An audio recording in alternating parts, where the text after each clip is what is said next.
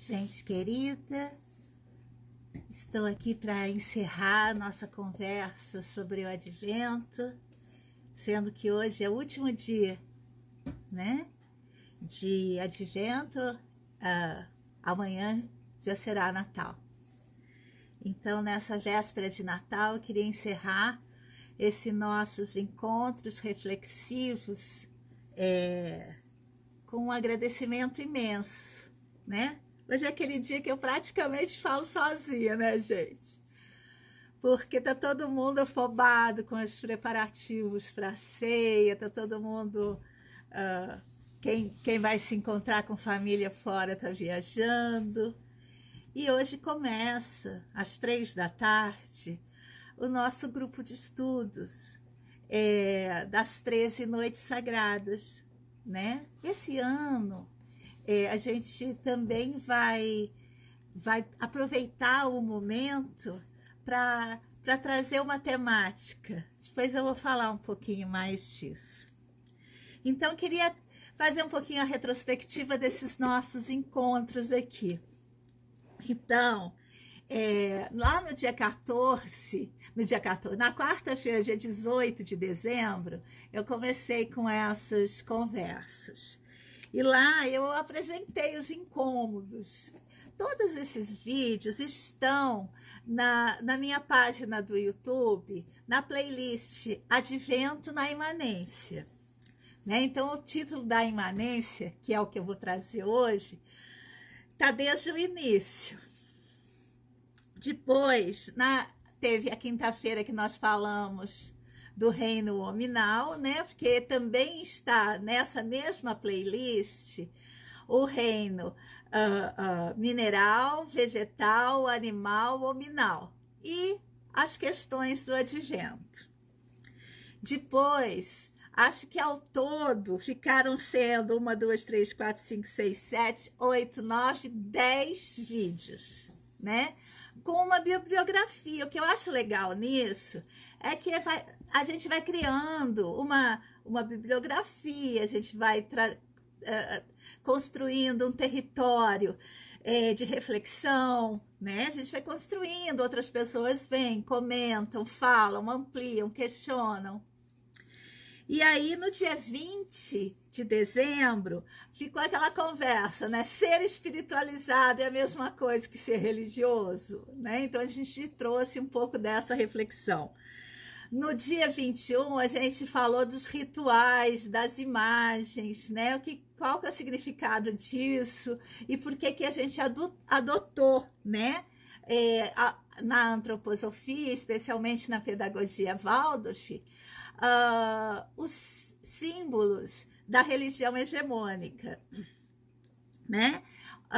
Ontem a gente falou de uma certa antroposofia católica, né? E apontamos para a necessidade de ter pesquisa na área, gente. A gente tem que pesquisar. Quem gosta dessas conversas, desse campo de reflexão, precisa se pesquisar, mesmo que não esteja na academia, mesmo que não esteja na formação, né? Porque quando eu observo os TCCs das formações, especialmente das formações em pedagogia Waldorf, mas não somente, mas especialmente, eu vejo que ali está apenas reafirmando aquilo que foi ensinado. Não tem um questionamento, não abre novos campos de pesquisa. Então, quem vai se formar agora como professor da pedagogia Waldorf tem que trazer também temas, né, que possam ajudar a ampliar e a fortalecer, né? Não apenas o dogma, mas também o pensamento, né? Porque quando a gente reproduz pensamento, serve para quê? Serve para muita coisa não, gente, né? Serve para construir muro. Isso não é bom. E hoje, na minha programação, o tema tem 2 palavras que eu nem costumo usar muito, mas que na hora que eu fiz a programação, aquilo me tocou. Como recuperar a fé e a esperança sem contribuir para o fortalecimento de um discurso opressor? Porque eu acho que a questão dessas reflexões do Advento foi justamente essa. Como que a gente não contribui com as nossas práticas, com as nossas crenças, com aquilo que a gente gosta, para oprimir a crença do outro, o gosto do outro, né? Porque isso faz de nós, digamos assim, alguém pior, né? E a gente não quer, né? A gente não tá afim. Eu não, pelo menos. E sei que muita gente também não, né? Mesmo quando a gente cai em armadilhas, né? Às vezes a gente cai. Às vezes a gente acha que tá fazendo o melhor e tá fazendo uma confusão sem fim. E aí, fui deixando por último, toda hora eu trazia, né, desse livro, na voz da Scarlett Marton, uma pergunta. E é ela que eu vou tentar responder, não, mas tentar contextualizá-la nessa discussão que a gente acabou de ter durante esses dias todos, né? Na verdade, nesses 10 encontros. Então, hoje será o 10º, né? Então, olha só, o que eu vou tentar fazer? Eu vou tentar trazer tudo isso que a gente vivenciou e tentar resumir, sintetizar nessa pergunta, que eu acho que é uma pergunta fundante. Não sou só eu que acho, não. Os filósofos todos acham isso, né? Que é uma pergunta fundante da humanidade ocidental. E aí, é lá que começa toda essa confusão que a gente se mete, junto à problemática que essa pergunta traduz. Que diz assim: como livrar-se, ela usa a palavra livrar-se, como livrar-se da metafísica sem cair no relativismo? Por quê? Porque quando eu vejo um terraplanista, quando eu vejo um conservador, porque não há nenhum problema em ser um conservador. Ser terraplanista também não tem problema nenhum. É só engraçado, mas ser conservador não há problema nenhum. Conheço muitas pessoas conservadoras, autores conservadores, né? Numa certa medida, a gente, na antroposofia, também é um pouquinho conservador em determinados aspectos, principalmente em relação à infância, né? Enfim, não há problema nenhum nisso. A questão é quando você acha que aquilo que você acredita, aquilo que você precisa ser todo mundo igual. Essa é a questão, né? Então, e você, para você se sustentar como conservador, opa, mexi em tudo aqui. Para você se sustentar como conservador, o que você faz? Você cria a ilusão de que aquilo que você acredita, aquilo que você tem como valor, é a verdade. É a única verdade. E aí, quando dizem para você assim, olha, isso não é a única verdade, existem outros modos de pensar, existem muitas outras culturas. Você diz que você acusa essa pessoa que está falando isso de relativismo. Ou seja, se não tiver uma ordem prévia, ou seja, um preposto de como deve ser, o conservador é isso, é aquele que já sabe como o futuro será, porque ele se conserva no passado até chegar no futurinho. Nunca dá certo, né, gente? Que dureza.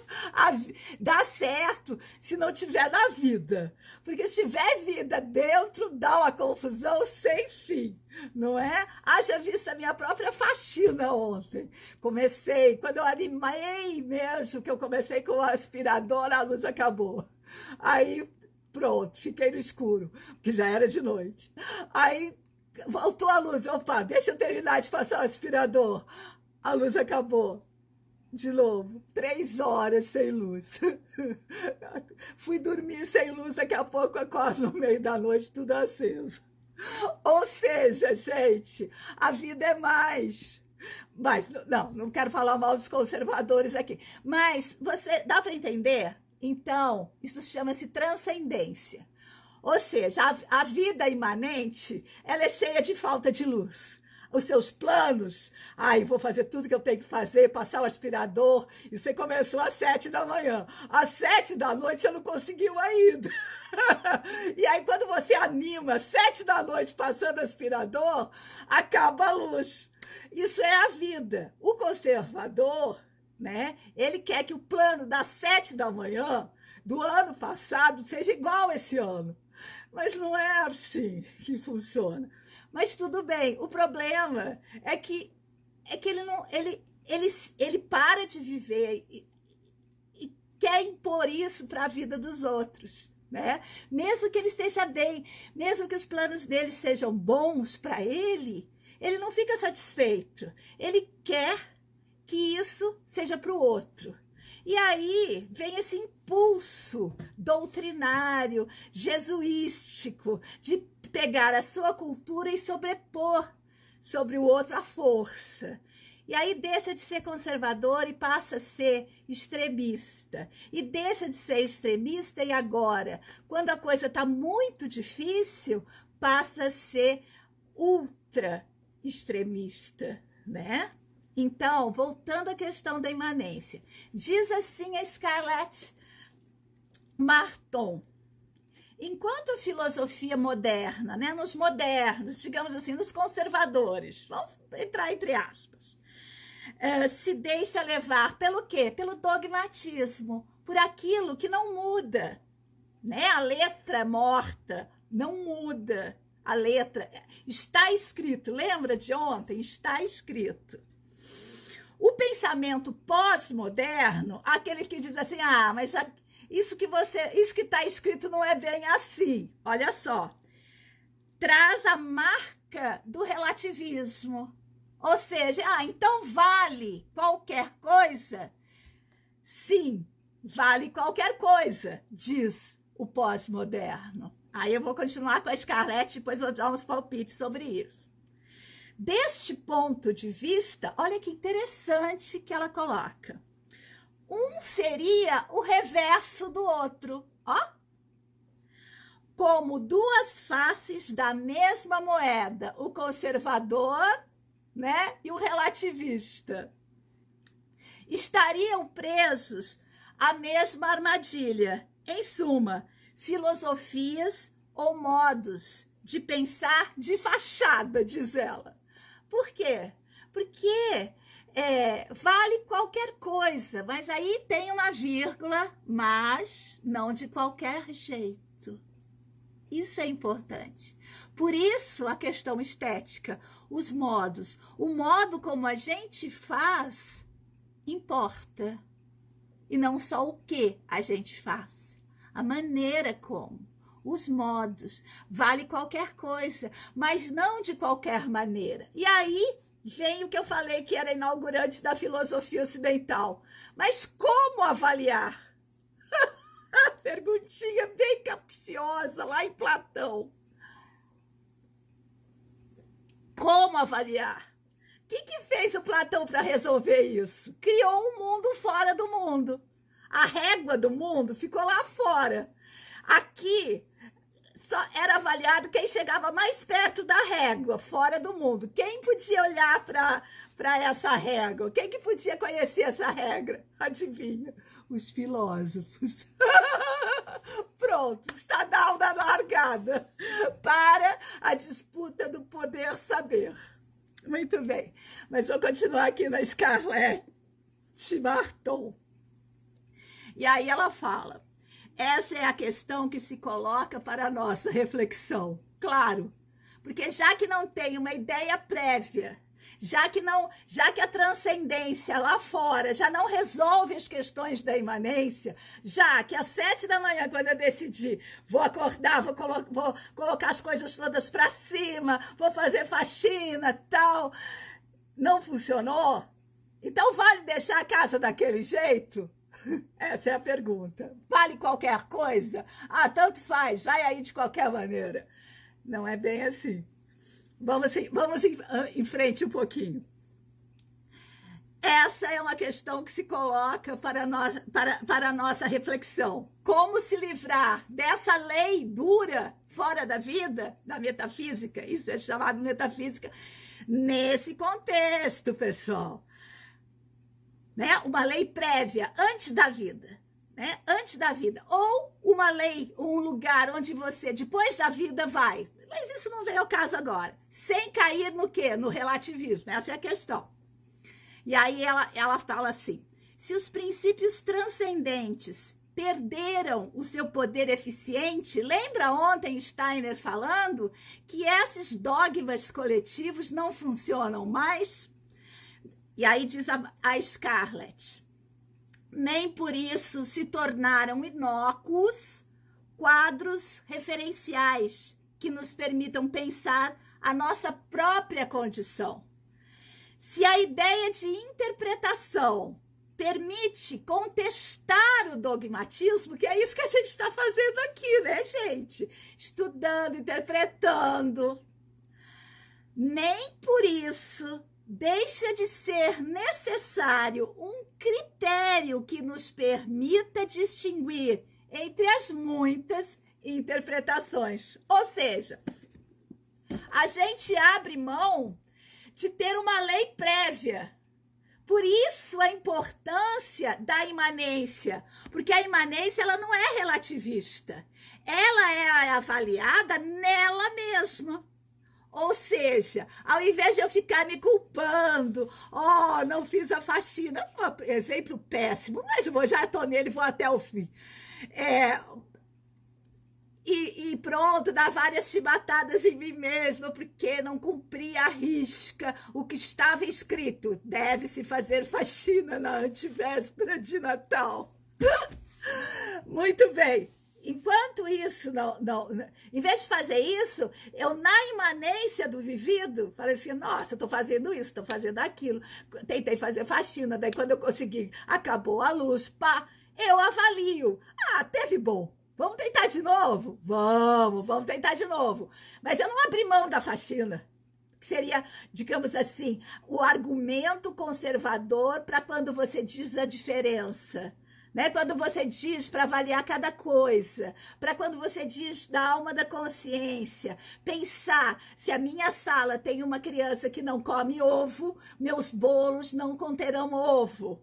Sabe assim? Quando você pensa isso tudo, né? Não, mas a receita do bolo é com ovo. Entende? É essa questão que a gente tá. E aí alguém pode me perguntar assim: mas qual é o critério? Ora, o critério é dado na imanência.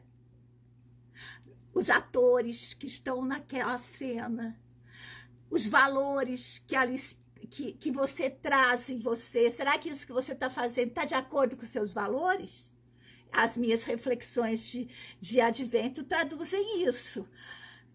Eu não quero só automaticamente ir fazendo o que o dogma manda, eu quero permear isso com os meus critérios. E lá, se você for ali debaixo da árvore, meu presepinho, tem José, tem Maria, tem o Jesusinho voando ainda só de noite, que ele pousa na manjedoura, mas eu me sinto mais tranquila, porque eu conversei sobre isso, eu investiguei isso, eu vi a ação disso no mundo, o que implica pensar dessa maneira, o que implica mudar, né? Eu olhei para tudo isso. Então, eu acho que esse é o exercício que a gente tem que fazer. Falando em exercício, por isso é difícil, por isso é muito difícil. Né? Por quê? Porque exige presença, exige atenção, exige consciência a cada momento. E é claro, de vez em quando, uma sériezinha do Netflix, porque ninguém é de ferro. Mas você tem que estar acordado, presente. Né? Você não segue apenas o comando externo, nem o que está escrito. Você tem que avaliar cada coisa e às vezes dói, porque você tem que abrir mão de alguma coisa que você já estava acostumada. né? Olha só, a partir de hoje, porque eu vou estar aqui, gente, até dia 6 de janeiro, tagarelando, ao meio-dia, tá? E aí, eu vou fazendo meu caderno de artífice. E se vocês quiserem mandar o caderno de vocês também, outra prática que vocês fazem nesse final de ano para a gente ir trocando, eu vou armazenando lá no site, como eu fiz no ano passado. Tá tão legal o site, gente. Dá uma olhadinha lá, olha, tem tudo do ano passado, todo aquele arquivo, todos os livros, todas as citações, tudo aquilo. Não sei onde é que eu estava, que eu fazia tanta coisa. Parece que hoje eu não consigo fazer tanto. Mas está tudo lá. E aí estão todas as reflexões do Advento. E tem até as gravações da querida Mirna Grisne, né? E também... a partir de hoje, já vão estar lá as nossas questões aqui das 13 noites sagradas. Então, o que eu fiz até agora no meu caderno? Eu quadriculei, tá vendo aqui? De um lado e do outro a capa, olha. Vou fazer bem quadriculadinho dessa vez. Qual que é a minha ideia? Tô bordando capa e contracapa, assim, ó. Isso vai virar um edredomzinho. Esse edredom, tá vendo essas marcas aqui, ó? Onde tiver um cruzamento, eu vou fazer um furo. Porque a hora que eu colocar aqui o edredom, que eu já vou tô doida para acabar tudo isso, eu ir lá fazer. Eu já vou acolchoar isso aqui. E depois, nos furos, eu vou fazer um ponto de edredom em cada furo, para ele ficar todo quadriculadinho, bem fofinho. Eu vou fazer com lã de carneiro. Muito bem, essa é a minha ideia até agora, tá bem, gente? Muito bom. Então, agora, olha só, vamos encerrar essa questão do Advento da seguinte maneira, pensando...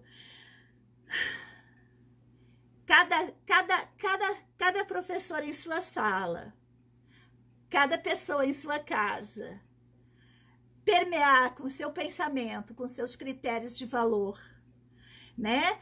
Trazendo para a imanência do seu vivido naquele momento, colocando em questão toda a sua ancestralidade, o seu conhecimento, a sua vontade.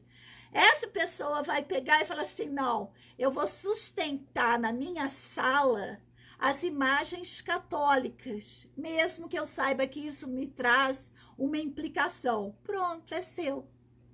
O que não é bom é que seja uma lei dentro da escola, de que todos devem ser assim, até mesmo aqueles professores que são budistas, que são daimistas, que são, sei lá, evangélicos. Nós temos muitas professoras Waldorf evangélicas, gente, e que fazem dogmaticamente as imagens do catolicismo. Enfim, gente, é um balaio de gato. Quero encerrar esse assunto por hoje, é só. Eu quero falar agora de 13 noites sagradas. Tenho 10 minutos para falar. Então, o ano passado foi demais, né? A gente conversou muito, e a gente tinha um grupo de estudos, mas era um grupo de estudo que acontecia assim, só entre as pessoas que estavam presentes ali no Zoom. Esse ano, a gente resolveu continuar assim, no Zoom. Mas, ao invés de não mostrar isso para ninguém, abrir inscrições para as pessoas poderem ver as discussões e poderem participar pelo chat, lá no YouTube e tal. De alguma maneira, participar também do encontro, até mesmo se inscrever para um dia ir no Zoom e apresentar o seu trabalho, né? Ligado à temática mulher e natureza. Claro, eu vou trazer as problematizações, a começar pela questão da palavra mulher. É o que eu vou fazer hoje, é spoiler. Enfim, mas eu tô indo. E a Maria Cabreira, ela preparou, a partir do trabalho de uma antropóloga espanhola chamada Raquel Cachafeiro, o trabalho dela junto à natureza, ao feminino e à natureza. Isso vai abrir condições da gente pensar no cuidado, no cuidado de si e no cuidado da natureza. Essa é a minha proposta, né? Então, a gente vai trazer as informações da Raquel Cachafeiro, que tem um trabalho, que nem ano passado, tem a linha esotérica e tem a linha filosófica da imanência, que é a minha, né? Então, a gente vai compor, porque cabe tudo no mundo, né, gente? Se a gente souber compor, a gente não precisa criar muros. Quem cria muros não tá vivendo na imanência, né? Precisa se fechar para aquele mundo não ficar blindado, digamos assim. E aí o esquema é o seguinte: quem se inscreve vai direto para o YouTube privado. É privado, tá, gente? Vai direto para o YouTube privado, participa vendo a reunião, escutando as coisas. A gente tem alguns materiais didáticos que a gente vai distribuir, e quem for apresentar também, se tiver alguma coisa, também pode distribuir seus materiais. Então, o que eu estou preparando... ontem eu me atrasei na faxina, vou ser bem sincera, por duas coisas. Primeiro, que chegou isso aqui, olha. Ai, pesado até, ó. É o primeiro tijolo da nossa máquina de fazer tijolos para a construção da nossa casa. Vamos ver se sai esse ano. Então, tijolo pesado, tá molhado, ainda tem que molhar por 7 dias. E não contem para ninguém, mas eu estraguei um pedacinho dele aqui quando eu fui colocar ele aqui. Além disso, eu separei, vou mostrar, vários livros, não vou mostrar agora, olha, vários livros, do quê? De autoras que autora de mulheres que fizeram parte da minha biografia. Então, eu vou, durante essas noites, eu vou enveredar por esse lugar, de olhar para essas mulheres porque eu sou uma leitora, digamos assim, no mestrado e no doutorado e na graduação de homens. Na graduação nem tanto, porque eu fiz iniciação científica numa delas, na última delas, eu fiz iniciação científica com Clarice Lispector. Mas, basicamente, sou uma leitora de homens. Então, eu vou mergulhar nesse universo feminino, nas minhas próprias teias, digamos assim, femininas. Vou tentar me aproximar da terra, né? Já decidi que o meu caderno vai ter a ver com tinta de terra e tal. E vou começar já essa noite. Se você está junto com a gente, arranja um lugarzinho depois da ceia, um momentinho para dar um start na sua reflexão, né? E aí, quem vai acompanhar o grupo As Noites Santas por aqui, a gente se vê amanhã ao meio-dia. Quem vai estar aqui, mas também vai estar hoje à tarde ou amanhã à tarde, porque vai ser um entra e sai, né, gente? Tá todo mundo cheio de compromissos. Nós vamos estar às 3 da tarde no ar, tá bem? Se inscreve, quem não se inscreveu. Agora a gente conseguiu fazer assim, ó, você se inscreve e já recebe o link, tá? Porque agora já começou. Então já não dá mais pra gente interagir antes do encontro, tá bom? Então um beijo grande, gente. Já tem lá na nossa playlist privada, o ensaio que a gente fez ontem foi demais, tem muita coisa para ajustar ainda, mas a gente está indo. Eu quero desejar a todo mundo que ficou aqui, que passou por aqui, e eu quero falar isso lendo uma mensagem muito linda que eu recebi. Recebi não, a pessoa postou na timeline dela e me marcou. E que assim, aquece o coração. Por quê? Porque eu me meto nessas enrascadas, depois não sei se isso está funcionando ou não, mas quando a gente escuta uma coisinha assim, alegra para todo mundo. Ela diz assim: o Natal sempre foi vazio de significados para mim. Na minha infância, a espera do Papai Noel era o centro daquele festejo. E, embora por orientação familiar eu frequentasse a igreja católica, naquela época, o nascimento do menino Jesus simplesmente não ocupava lugar algum ali. O tempo passou e o sentido dessa celebração foi se esvaziando cada vez mais, porque não sou católica. Logo, o fundamento religioso atribuído a ela não me diz nada. Não sou consumista, portanto, a lógica mercadológica, menos ainda. Mas esse ano tomei contato com uma reflexão, né? Essa que a gente fez daqui, que finalmente tocou o meu íntimo e aproximou a definição da palavra Natal daquilo que eu penso e sinto. Assim, o que desejo nesse Natal é que possamos celebrar as singularidades dos nascimentos, conquanto seu significado possa ser, entre tantos outros, o nascimento e a renovação de si mesmos a cada ano. Felizes Natais a todos! Gente, gratidão por estarmos juntos. Se você estiver sozinho, aparece aqui no Facebook, eu vou estar por aqui, vou terminar minha faxina, vou fazer torta de palmito hoje, mas nossa ceia vai ser torta de palmito. E se você estiver sozinho por aí, me chama no WhatsApp e a gente conversa, tá bom? Não fica sozinha, não fica sozinha, tá? Não fica sozinha. Beijo, gente. Tchau, tchau.